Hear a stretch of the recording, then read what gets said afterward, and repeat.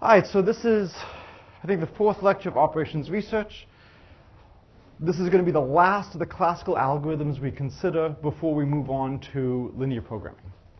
And this is going to be the first of the major themes in terms of how do you solve things efficiently. So what I want to do is I want to discuss the Euclidean algorithm. Okay. How many of you have seen the Euclidean algorithm? How many of you have taken abstract algebra? Okay. Interesting that it's not an entire subset. So this is something you should hopefully see in an abstract algebra class, if not there in a number theory class. I have mentioned before that Professor Gowdy and Professor Adams have discussions. If you want to use the word discussions, you can use stronger words as to which is better, the Euclidean algorithm or something from knot theory. It's not debatable. They debate it, but it should not be debatable. It's the Euclidean algorithm. And I don't care if this is recorded. Hello, Professor Adams. Nice to see you. This is superior. This is one of the reasons why we can do cryptography in real time. Okay? How many of you have seen Monty Python and the Holy Grail? Finally, we have a cultural intersection. Okay? So do you remember the gatekeeper who asks the 3 questions and you have to get them right? So let's imagine you want to do some kind of cryptography and you have a code. Okay? Which do you think is more secure? A 5,000 random digit number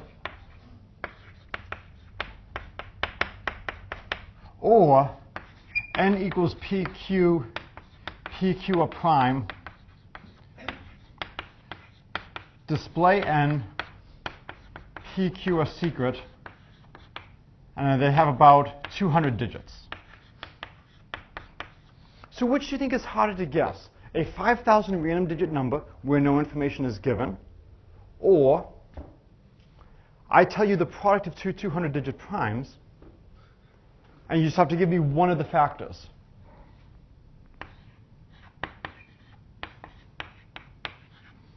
Which do you think is going to be harder to guess? Yes? The latter of RSA. So the latter is used in RSA, but I'm asking right now, which do you think is going to be harder to guess? A 5,000 digit random number, or give me just 200 digit number. It's either P or Q. I'll give you 2 choices. The product. This looks harder than guessing 5,000. You have to get 5,000 digits right. This one you only have to get 200, and I even tell you a number it divides. This is harder? Are you giving one of the P or Q that one is making? No, I'm not that kind. I'm just giving you their product. I'm displaying their product. I'm displaying n. And the password is P or Q. Oh, okay. So you just have to give me either P or Q. Or you have to get all 5,000 digits right and I give you no information. Which one seems harder? Yes? The latter. This one? Yeah. This seems harder. Guessing 200 digits. Could you please help me? Yes, okay. This is harder to guess. 5,000 is greater than 200. How many possible passwords are there? 10 to the 5,000 here. 2 out of about 10 to the 200. And this is maybe 1 out of, right? There's a much larger password space here than here. It's much harder to get a 5,000 digit number all correct than to get one of these 2. However, there is a reason why we don't use this and we use this. And hopefully it has some connection to Monty Python.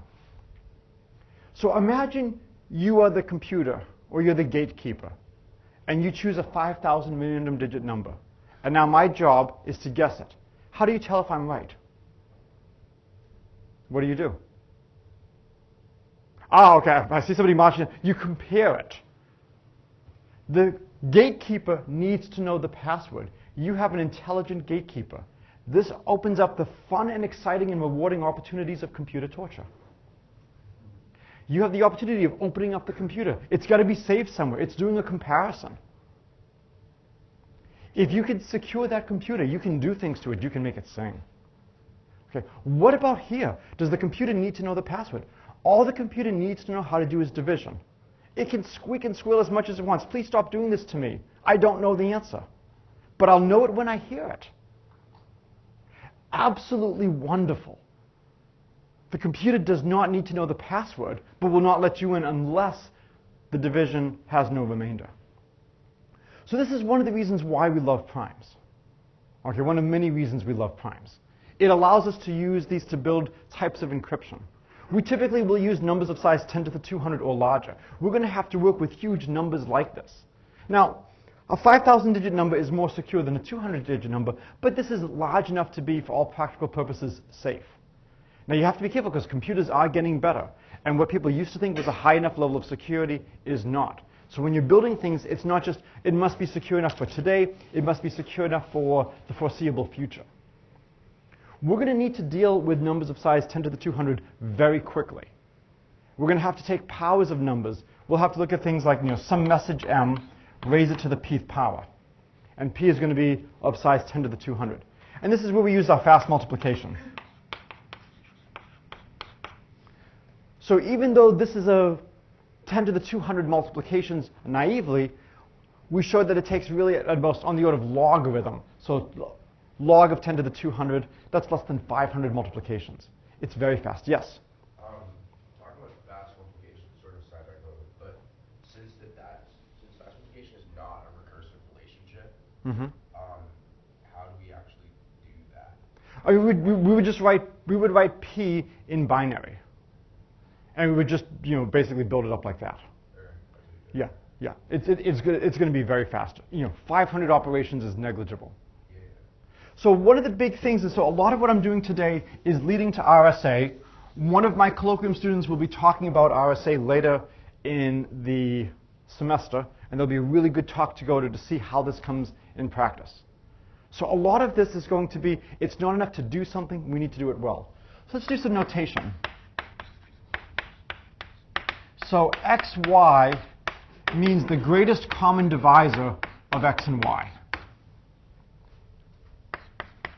If xy equals 1, we say they're relatively prime. This means that the only number that divides both of them is 1. Okay? Typically, we want to find the greatest common divisors of these numbers. How many people have taken abstract algebra? I just have to make sure my hands are down. I've taught it twice. I've never taken it. Okay? In abstract algebra, you'll spend a lot of time on this. You'll get into groups. There's a lot of wonderful stuff you can do. And the Euclidean algorithm says the following. There exists a and b such that ax plus by equals the GCD of x and y. And for today, we'll assume x and y are relatively prime. So that would mean there exists a and b such that ax plus by equals 1. The Euclidean algorithm is a little bit more than this. If you stop here, I could understand how one of my esteemed colleagues might think the Euclidean algorithm is not the greatest. And can find fast. All right. And now this lecture belongs in operations research and is not just me reliving the glories of when I got to teach number theory. It's not enough that we can find a and b. We need to find a and b quickly. Okay? So when we're doing things, here's 3 general questions to ask. So 1, does a solution exist? 2, how many solutions? And then 3, can I find, and maybe even efficiently?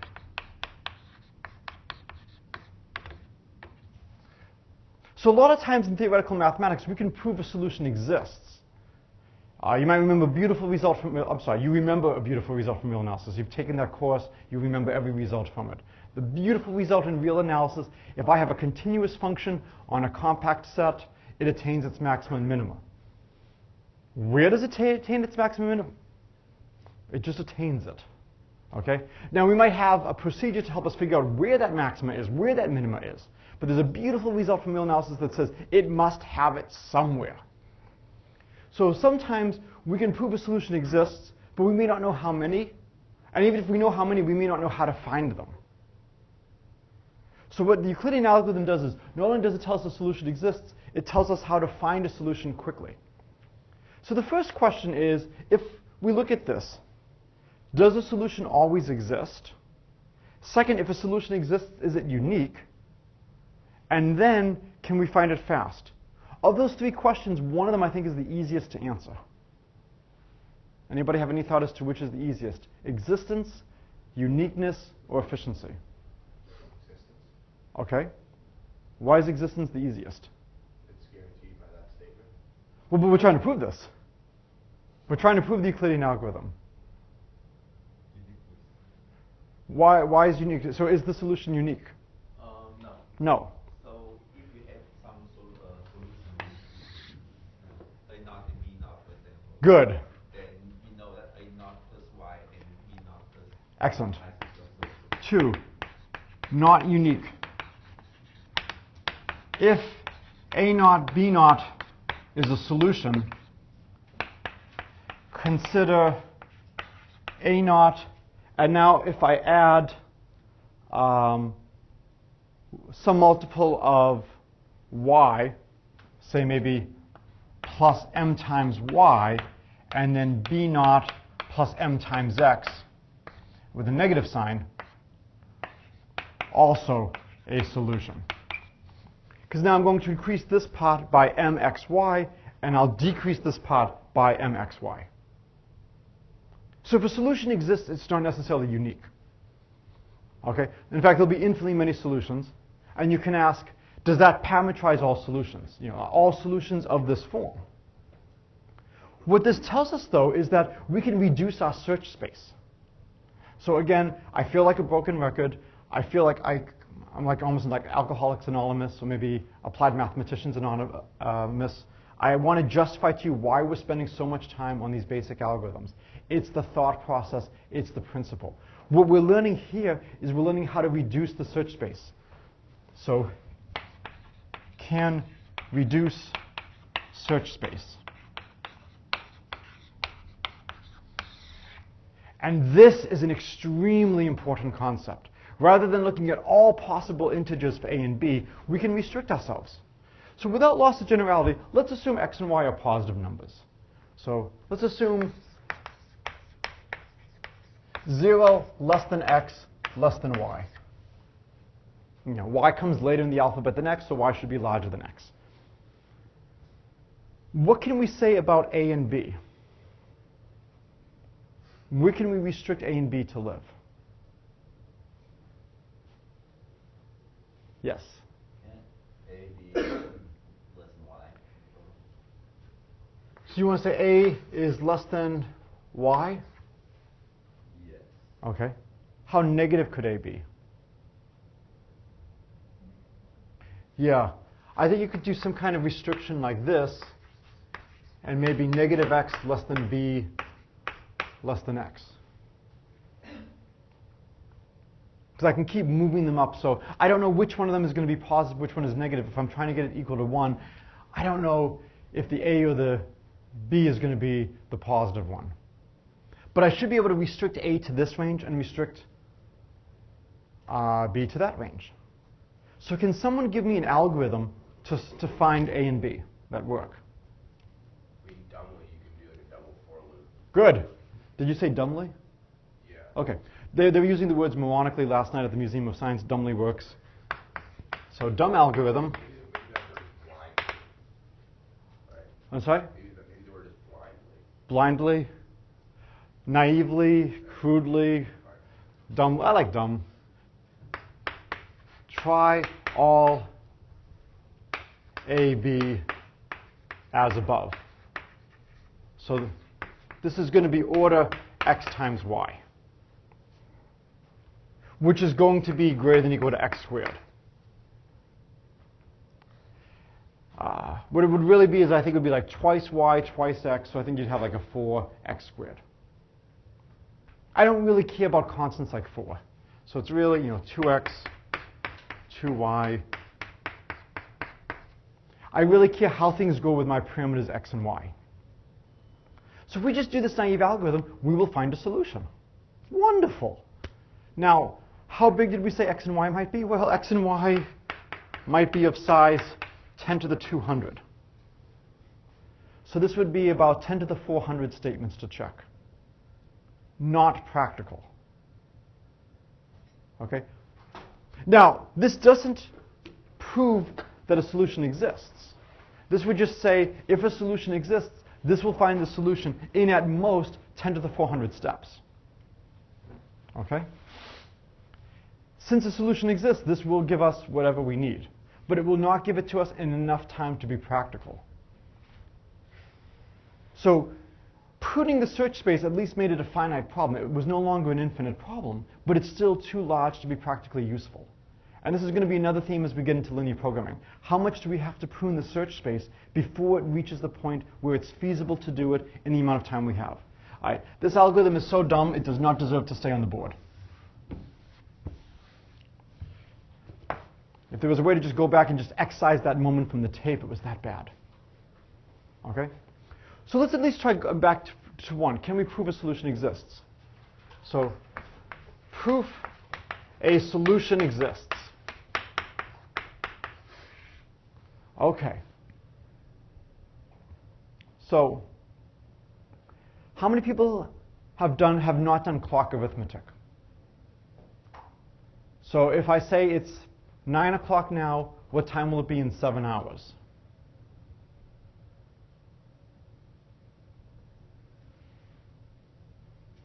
Okay, everybody get it 4? Okay, so 9 plus 7 is 16. Since we're doing it on a clock, every time we go through 12, we reduce. So two numbers are equivalent if they differ by a multiple of 12. Okay? So what we want to do is we want to look at possible values. So study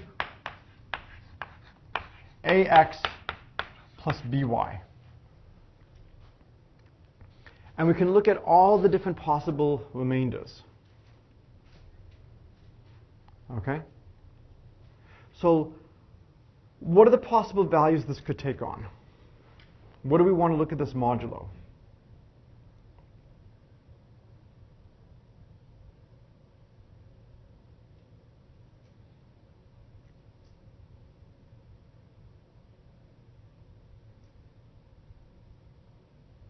So I can play with A, I can play with B, and I can keep changing the different values. From what we were doing before, there should be a natural clock size to use. What might be the natural clock size to use here? So we have to figure out how many hours we want to have in the day. Any thoughts? Y minus x. So one possibility is y minus x. Where does y minus x come into the problem?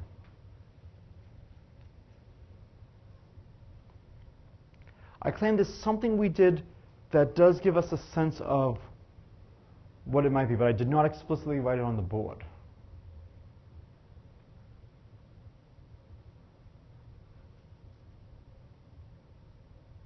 Yes? ax equals 1 minus by. Well, what I'm saying is we have to decide how many hours we want to have on the clock. Okay? This is a good opportunity to try to figure out what that parameter should be. What are the only numbers we have in play right now? No, we don't have A and B in play.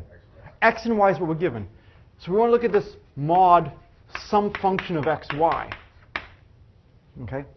I've deliberately not thought about how to do this problem in a while, so we'll see if we're able to do it together. We have to decide how many hours we want to have.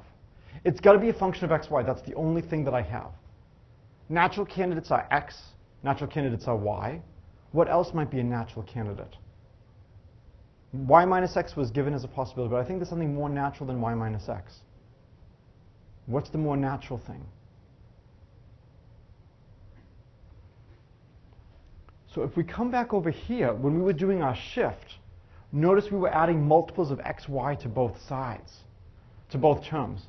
When we had a0 and we shifted by my, we shifted this part by mxy. When we subtracted mx, we shifted that part by mxy. So if you take m equals 1, the simplest possibility, we're shifting everything by x times y. So I claim for this problem, a natural thing to look at is to look at this and have this be x times y. From the analysis we did of looking at when solutions are unique, it looks like xy is playing a key role. That if I have a pair AB, I can shift the value of ax plus by by xy. Now, if I shift one term one way and the other term the compensating way, the value doesn't change. So if I just change one of them, if I just change A or if I just change B, I can move the whole sum by xy in whatever direction I want. So I can reduce this sum to be between 0 and xy minus 1. Does everybody understand that? So can shift to make sum lie in 0 dot dot dot xy minus 1.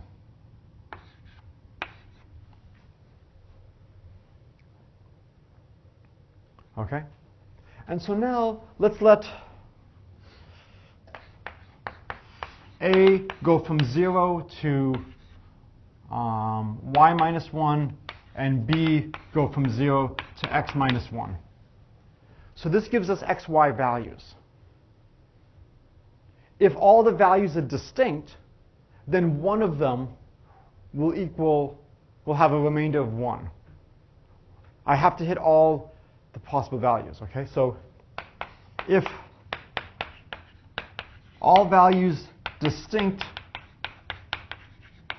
mod xy, we hit 1 mod xy. Because we have xy different possibilities for the remainder. The remainder could be 0, 1, 2, 3, all the way up to xy minus 1. And if all the different choices of A, B in this range give distinct values, then at least one of them has to give a remainder of 1 mod xy. And if we have a remainder of 1 mod xy, then we can shift A or B to get it to be exactly equal, to subtract away those extra things by using the stuff we did here. So if this happens, we shift and win. Okay? So this is refining your answer. We first showed that we could choose an A and B such that our answer, ax plus by, was 1 plus a multiple of xy. And then we said, well, we know how to remove things. Just take m equal to 0 here on this part, and then just slide things over here in A, and now we can slide it down so it'll be exactly equal to 1. Okay? So the details are in the book. You can read this a little bit more carefully. This gives you the idea of how to do it if all the values are distinct. What would happen if the values are not distinct? Well, we have to deal with that case. So if they're not all distinct, if not distinct, then we have a repeat. So let's say ax plus by equals alpha x plus beta y mod xy. So they differ by a multiple of xy. Let's call that multiple n. So there has to be some integer such that this is equal to the following. I don't know what that value is. I don't know what the remainder is, but I know that they have to be the same. So hopefully we'll get a contradiction from this. Well, we can put all the x's on one side and get a minus alpha times x is equal to beta minus b times y plus n xy.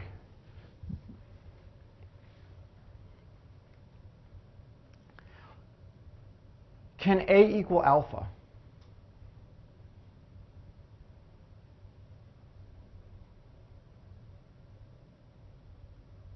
So if A equals alpha, what would happen?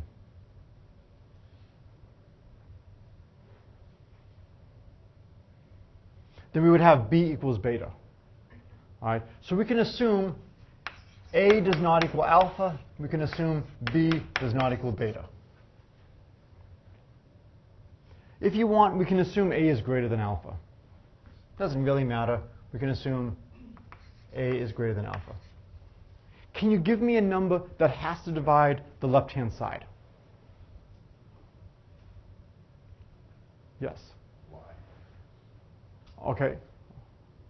Why does y have to divide the... Because y divides all terms on the right. Good. Y divides everything here. So y divides this. so y must divide this. Does y have anything in common with x? Y and x have nothing in common, so y must divide this. But a minus alpha is strictly less than y. Because we're assuming a and alpha go from 0 to y minus 1. This number here is between 1 less than or equal to a minus alpha is less than or equal to, I think, y minus 2. Y can't divide.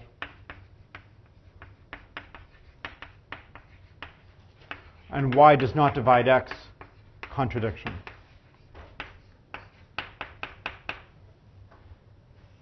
So this proves that we do have a choice of A and B.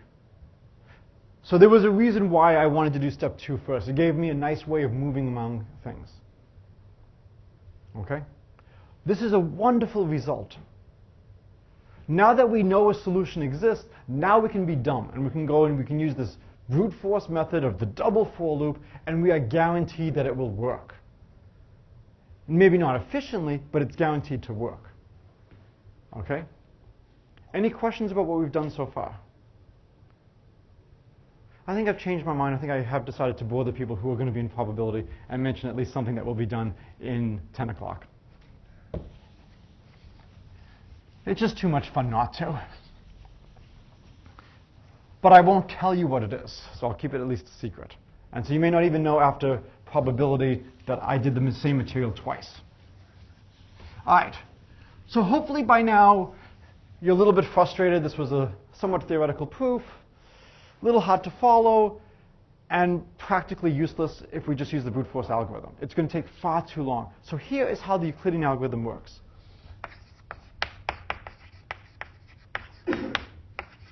So we're going to start off 0 less than x less than y. And I'll do the more general case. Right now, I guess I won't necessarily assume x and y are relatively prime. So I'm going to let I'll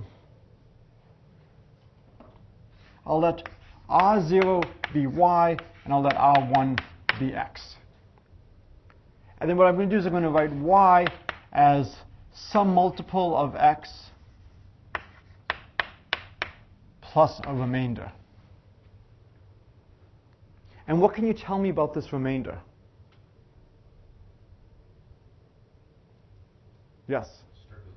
Strictly less than x. Because if it was not strictly less than x, we were a moron, and we could have increased a by at least 1. Right? So 0 less than or equal to r, strictly less than x. Now let's look at the greatest common divisor of x and y.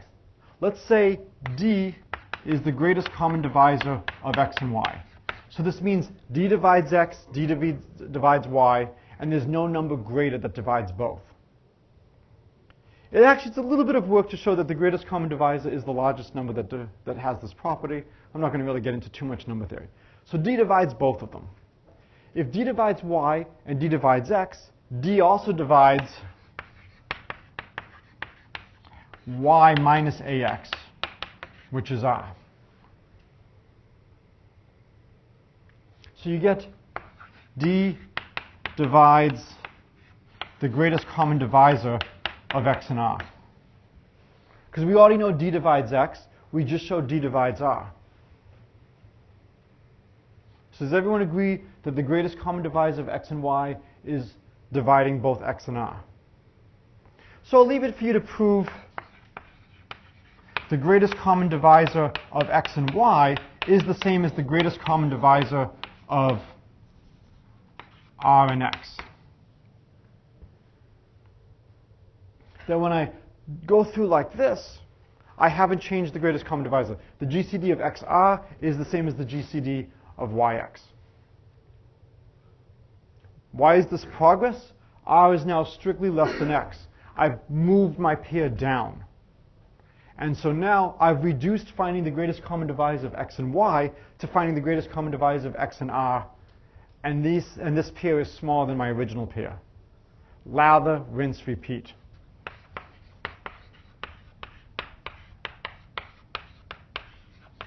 Okay? Is it possible that we would have to do this infinitely many times? Okay, good. Why is there no danger of doing this infinitely many times? We have a strictly less than. So we would start off with xy and then we would go to Rx, and so let's call this maybe R2.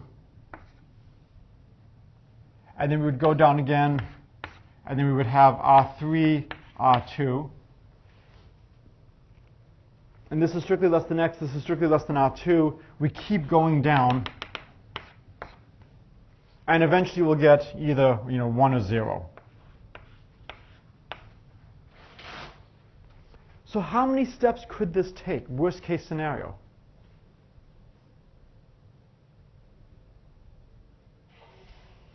Worst case scenario, how many steps? I don't care if you're off by like 1 or 2. Approximately how many steps? X, good. Worst case, X steps. And remember, in your mind, X is about 10 to the 200. Are we happy?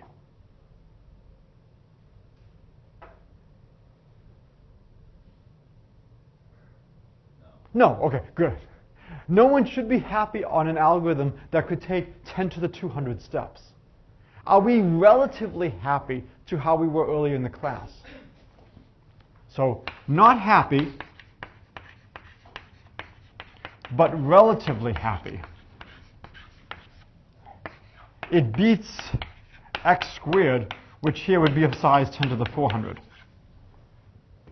So, it's an order x algorithm, worst case scenario.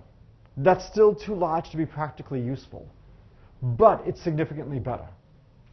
It's square root of what was before. It's still way beyond anything we could use, but it's getting there, okay? I'm not going to go through and write up the Euclidean algorithm in full glory detail as to how it works. What you do is you keep having different pairs. And you call this, R0, R1, and then you would say R0 is A1, R1 plus R2, something like that. And you just keep marching down with the R's and the subscripts. You don't really want to see all these subscripts on the board. This is the general procedure. This is what's going on. Okay, so we're not thrilled that this is order X. Did I prove to you that this is an order X algorithm? What did I show you? Worst case scenario. So what we're saying is, imagine it's the worst case scenario at every single step. Things are as bad as possible, as long as possible. Hopefully life is not this bad. Hopefully at least every now and then something goes right. I sadly cannot ensure that that will happen to you in your lives, but at least for the Euclidean algorithm, I can prove to you that you will not be in the worst possible case every single time. So the worst possible case is you only decrease by 1 each time. And if that happens, it takes you too long to be practical. What makes the Euclidean algorithm work is that you can't be bad too often. Let's think about what would happen if you had decreasing by 1. So you would have maybe 349. These numbers are not right. I don't really care about the numbers, okay?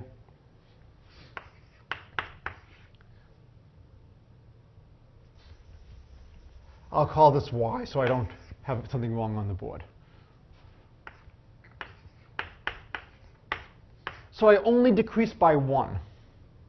Am I happy or sad? I'm sad. But now, am I happy or sad after that moment of sadness? Now I'm happy because 349 is 1 times 348 plus 1. So even though I only had a very small drop here, because these numbers are really close, on the next time I have a huge drop. So the problem in the analysis is looking too locally, to looking at what's happening just in one iteration. For one iteration I could be in trouble, but what screws me up on one iteration then helps me on the next one. So the idea for the Euclidean algorithm is if things are bad, if it doesn't go down by a lot, then on the next step it's going to go down a huge amount. So if I only go down by a little bit, that's actually really good. So now what would be the bad case? Going down halfway. Going down a lot. Right?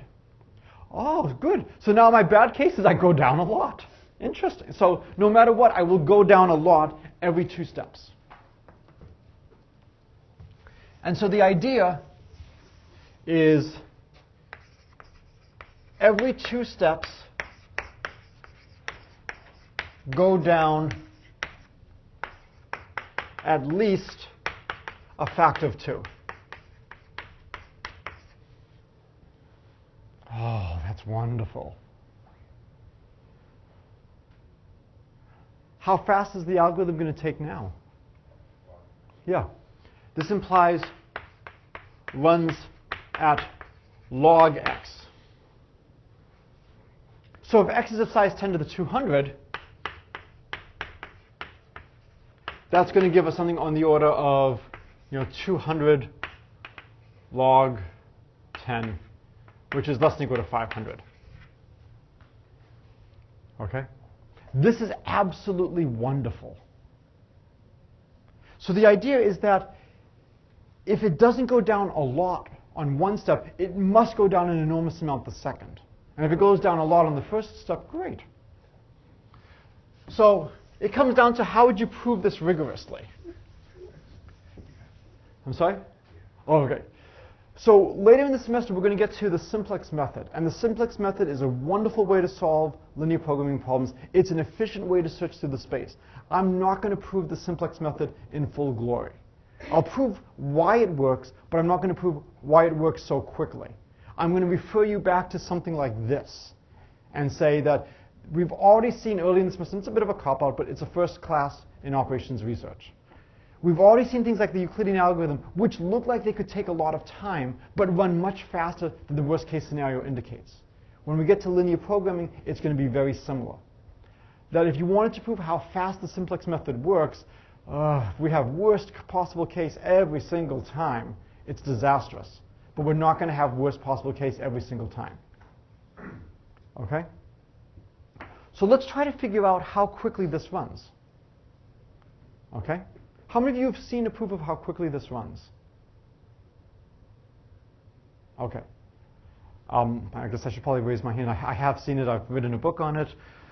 I have deliberately tried to structure a lecture like this for a day when I'm coming back from Boston, where I got back around 2 in the morning and didn't turn until about 5:30, so that I'm somewhat tired right now, so I don't necessarily remember exactly how to do it. So we can try to figure out together how we should go about this. This is one of the things I want you to get out of this class. How do you approach a problem that you already know? Well, that's pretty easy. If you already know the answer, do what you were. How do you approach a problem you don't know? Well, what features can you find? What's similar to things you know? What do you think will be the key parameters? So I'm trying to think of things a factor of 2. So let's look at various stages. So let's say we have the stage, Rk is equal to, I was doing R0 is maybe AK plus 1, RK plus 2 plus RK plus 3. And then I write, am I doing it? It's 2 ones and then a 2.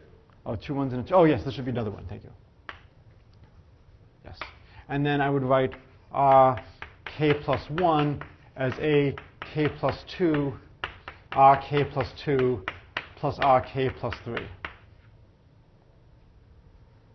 Right? And so we want to somehow compare the relative sizes.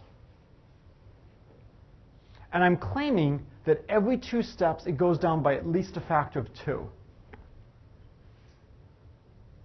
So I want to look at RK plus 2 versus RK plus 1. When do I win? We win if RK plus 2 has what relation to RK plus 1?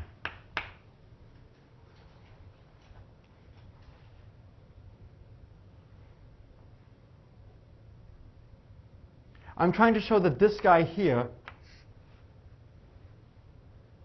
is no more than half of this person over here. So what can you tell me about RK plus 2 relative to RK plus 1, which will ensure that this is at most half of that? Do you have a thought? First Yep, we know that, and we know RK plus 3 is smaller than RK plus 2. We also know that I may say the whole solution. But I'm saying, can you give me a condition which will ensure that RK plus, I'm sorry, where I want RK plus 3 to be at most half of RK plus 1? It's a really easy condition, yes. We also know that RK minus RK plus 2 equals to RK plus 1 times AK plus 1 times RK plus 1. You're making it, I think, too complicated. There's a really nice, I'm sorry? So if you add the two, Mm-hmm. add the two inequalities, Right. you get 2RK plus 2 on the left. Wait, RK plus 2, okay. Wait, but they're on different sides of the inequality. Yeah. There's a really simple condition. There's a really simple relation on the size of RK plus 2 relative to RK plus 1, which will ensure that this is at most half of RK plus 1. If this is less than what times RK plus 1? I win. Half. Case 1, RK plus 2 is less than or equal to a half of RK plus 1. Right? Call this case 1. Then RK plus 3 is strictly less than RK plus 2, which is less than equal to 1/2 RK plus 1, and we're done. The whole point is we want to show that this is at most half of RK plus 1. If this is already less than equal to half of RK plus 1, then we're done. You want to figure out how do you want to break up the analysis. The goal is to show that this is at RK plus 3 is at most half of this. Well, if after one step we've already moved that far down, we win. So that should be case 1. Case 1 is we move as far down as we need to guarantee. So then case 2 is imagine this doesn't happen. So now case 2, RK plus 2 is greater than 1/2 RK plus 1.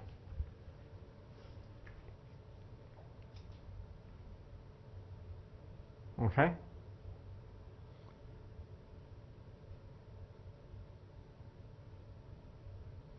So now we know that RK plus 2 is at, or another way of looking at it is 2 RK plus 2 is greater than RK plus 1. So now look at RK plus 1 is AK plus 2, RK plus 2 plus RK plus 3. What possible values can we put in for here? Could we put a 2 here? Could this be a 2 or higher? No, if we put a 2 here, we know RK plus 1 is less than twice RK plus 2. So if we put a 2 here, it fails. So what does AK plus 2 have to be? Has to be 1. So AK plus 2 has to equal 1. We know that this is greater than, so RK plus 1, over here we get RK plus 1 minus RK plus 2 is RK plus 3.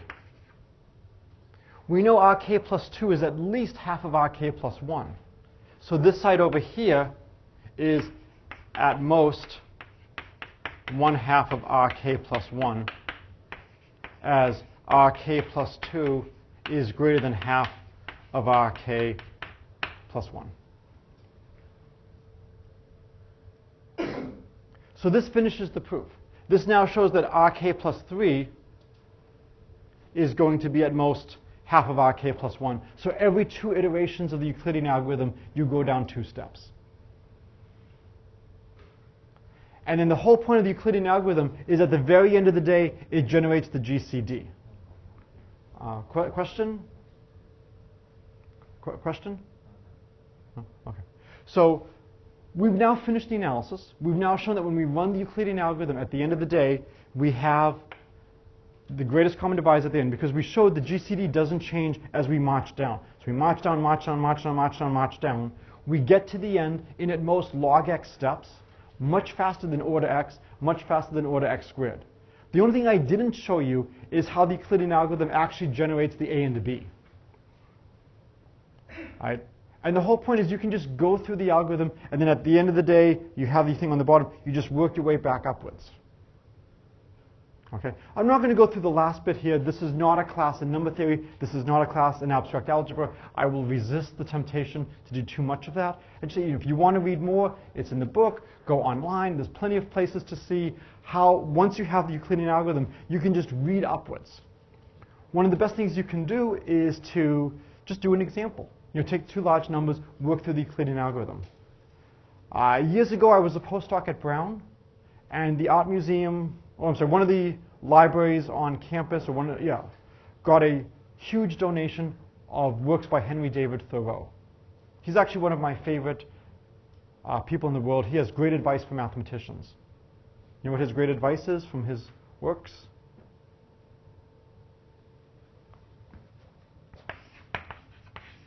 Simplify, simplify. Now you could simplify to simplify, but then that would simplify it too much and it would lose the emphasis.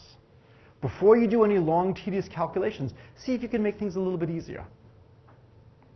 Do you know why the library got a huge amount of Henry David Thoreau stuff? They had a donor who really liked Henry David Thoreau and wanted to donate stuff. So I was like, yeah, we can take that. And so I actually got to see Henry David Thoreau's Harvard math book from when he was a student with his own writing on the margins. And so I actually got to see Henry David Thoreau work through a Euclidean algorithm problem, which was a little bit fun to see because you normally do not think of Henry David Thoreau's mathematics. If you really want to understand something like this, go through a problem, calculate the GCD the long way, and see what you get for your A and B. So this method will give you the A and the B, and it will give it to you quickly in logarithmic time. So there's a lot of questions you can ask about the Euclidean algorithm. We just showed at the earlier part of the lecture that worst case scenario, it takes order x steps.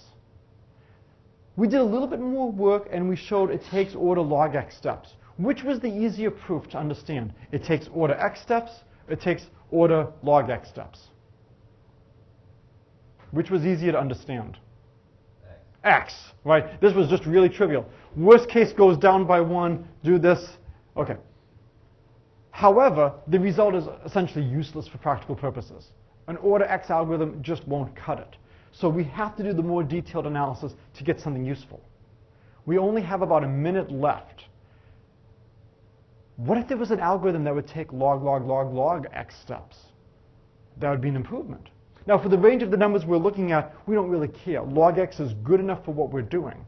But maybe there's something better. So I just showed you worst case scenario, it's order log x. Can we do better? If I give you two numbers x and y, what's the worst choice of x and y so that the algorithm will take as many steps as possible? Now, if you take y to be huge, well, then in your first step, you cut down y. So maybe you can assume y is at most twice x. Because if y was larger than twice x, you could have just reduced it. So here's my question, which I'll end the day with.